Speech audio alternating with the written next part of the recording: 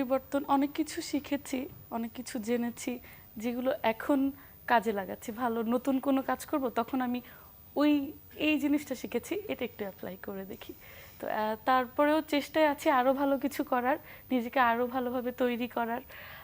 বাকিটা একটা গান শোনাও আমাদেরকে। আচ্ছা, সবার পরিচিত একটা গান করি। ভ্রমর কয় গিয়া শ্রীকৃষ্ণ বি ছেদের নলে